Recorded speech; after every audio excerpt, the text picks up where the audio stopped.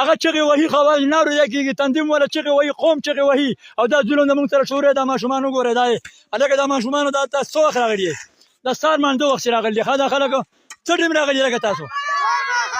او دا راته ووایئ ټول له یو جواب غواړم جواب به راکوئ که بېلپایل که را روان وخت دپاره وټه څوک راشي نو هغې ته به مونږ څه سزا ورکوو څه به کوو په څه شي بیا ولو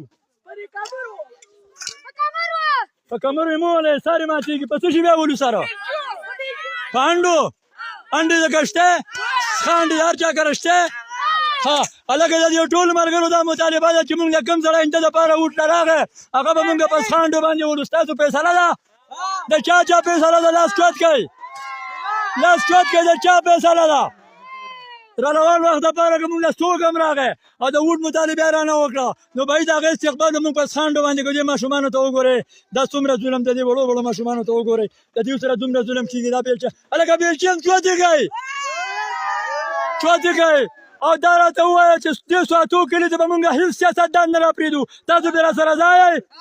او که راغلو په څانډو به استقبال کوو او دا دې شرم وکړي په ځان دې وشرمېږي ده له حیا پکار ده دې سیاستدان له چې زما په دې ډول که زما په دې ماشومانو دا ظلم تېرېږي او دا روډونه هرته دا ماته تماشه کوي تحصیلدار صاحب مهرباني وکړه ایسي صاحب تا ته درخواست کوم ډي سي صاحب تا ته وایم ایم این اے ایم پي اے صاحب تا ته وایم د خدای او د پیغمبر په خاطر په دې قوم رحم وکړه په دې بچو